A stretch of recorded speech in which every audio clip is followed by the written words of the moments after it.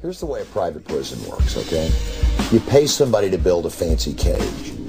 Then you fill it up as far as you can get it, full of people that built the cage get paid $40,000 or $50,000 a year to just keep in the cage. Now, if you've got 5,000 people in your cage and you're being paid $30,000, $40,000 a year for them, that's a lot of money.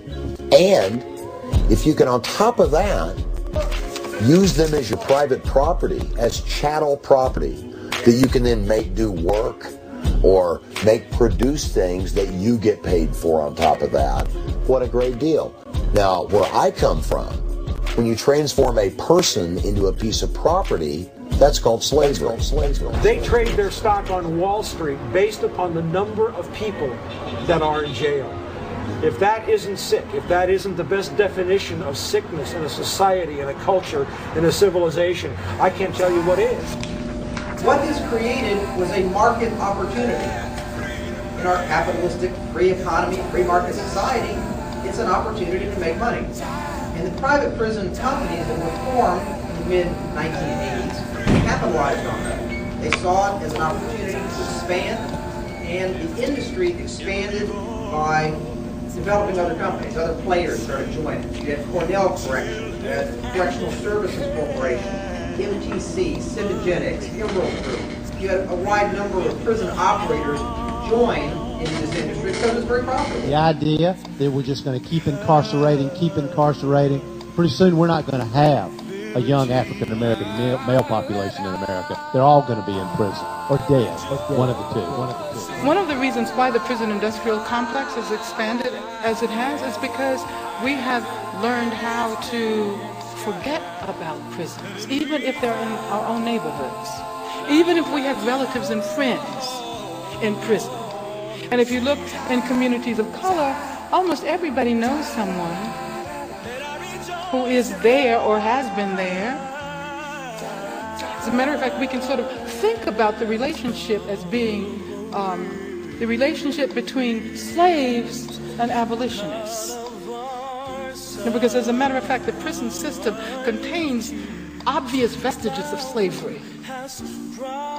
The 13th Amendment abolished slavery for all except those who are being punished for committing a crime. So in a lot of ways, what we see in the penitentiary system in this country is the continuation of the system of slavery. And that is why many of us suggest that what we need during this period is a late 20th century abolitionist movement, as there was a 19th century abolitionist movement.